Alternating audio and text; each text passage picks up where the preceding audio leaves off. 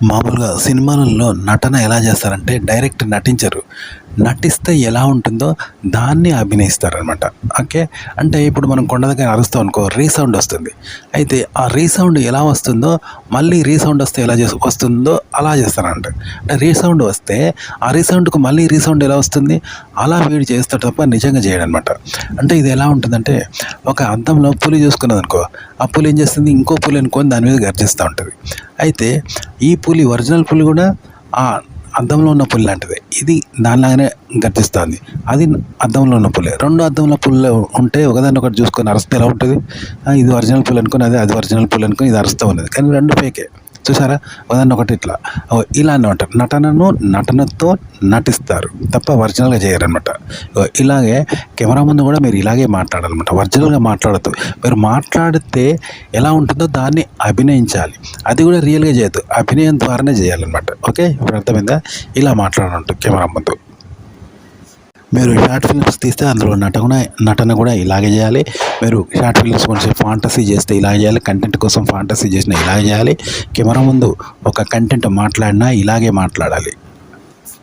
మీరు face క్యామ్‌లో camera ముందు కూడా అభినయం ఇలాగ చేసి మళ్ళీ బ్యాక్‌గ్రౌండ్ వాయిస్ ఇంట్లో ఇవ్వాలి. అది కూడా ఇలాగే అభినయించి బ్యాక్‌గ్రౌండ్ వాయిస్ ఇచ్చి ఆ వీడియోకి వాయిస్ ఓవర్ యాడ్ చేస్తే మీరు కెమెరా ముందు మాట్లాడినట్టే ఉంటుంది. ఇలా కూడా చేయొచ్చు.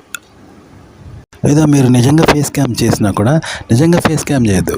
కేవలం వీడియోలో అభినయిస్తే ఎట్లుంటుంది? అభినయాన్ని అభినయిస్తున్నారు. నిజంగా చేయడం లేదు. మీరు మాట్లాడితే అభినయం కనబడుతుంది కదా! దాన్ని మళ్ళీ అనుకరిస్తే ఎట్లుంటుందో అనుకరణతో అలా చేయండి.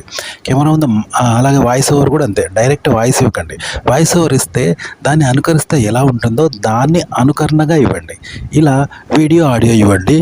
కంటెంట్ని ఇలా మాట్లాడాలి కెమెరా ముందు ఫేస్ క్యామ్‌లో. అప్పుడు బాగుంటుంది. అద్భుతంగా మాట్లాడగలుగుతారు. వినేవాళ్ళు కూడా చక్కగా అర్థమవుతుంది. ఎంటర్టైన్మెంట్ చేయగలుగుతారు. కంటెంట్ చెప్పగలుగుతారు. ఇప్పటిదాకా చెప్పాను కదా! అభినయాన్ని మాత్రమే చేయాలి. ఒరిజినల్‌గా చేస్తే ఎలా ఉంటుందో దాన్ని అభినయం చేయాలి. అది అభినయంతోనే చేయాలి అని చెప్పాను కదా! అయితే ఇప్పుడు ఇది ఎట్లుంటుందంటే, ఇప్పుడు సర్కస్‌లలో కానీ, మిలిటరీలో కానీ కుక్కని ఏం చేస్తారు? మనుషులాగానే మార్జిన్ చేపిస్తారు. అది బ్యాండ్ కొడతంటే మనుషులాగానే మార్జిన్ చేస్తూ ఉంటుంది. తెలుసు కదా! స్టాండర్డ్ అటెన్షన్ అవి. ఆ కుక్కలు ఎలా చేస్తాయంటే మనుషుల్లా చేయవు. అవి గుడ్డిగా చేస్తాయన్నట్టు. మనిషేమో నిజంగా చేస్తాడు. కానీ అవి చేయవు. బాగా కొడితే అవి గుడ్డిగా అట్లా చేస్తాయంటే తప్ప వాటికి మార్జిన్ అంటే తెలియదు, చేయడము తెలియదు. కాబట్టి అభినయం అంటే ఇట్లుంటుందన్నమాట. కుక్క అనేది చేసి గుడ్డిగా చేస్తూ ఉంటుంది. మనం ఏం చేస్తాం? అది నిజంగానే చేస్తుందని మనం భ్రమపడతాం, కానీ అది గుడ్డిగా చేస్తూ ఉంటుంది అన్నట్టు. అది గుడ్డిగా చేస్తూ ఉంటుంది. మనకు కూడా గుడ్డిగా చేసినట్టు కనబడుతుంది తప్ప అందులో ఒరిజినల్ ఉండదు. ఇదన్నమాట అభినయం అంటే. ఒరిజినల్ ఉండకూడదు. మనం ఒరిజినల్గా చేసింది గుడ్డిగా చేయాలంట. గుడ్డిగా చేయడానికి కూడా మళ్ళీ ఒరిజినల్గా చేయొద్దు. అది గుడ్డిగానే చేయాలి. అలా అవుతూ ఉండాలి అన్నట్టు. అలా అవుతూ ఉంటే అది అభినయం అవుతుంది, నటన అవుతుంది. షార్ట్ ఫిల్మ్స్లో కూడా ఇలాగే నటిస్తారు. అలాగే మీరు ఒక కంటెంట్ను కూడా కెమెరా ముందు ఇలాగే మాట్లాడాలి. వాయిస్ అలాగే వీడియో ఇలాగే మాట్లాడండి.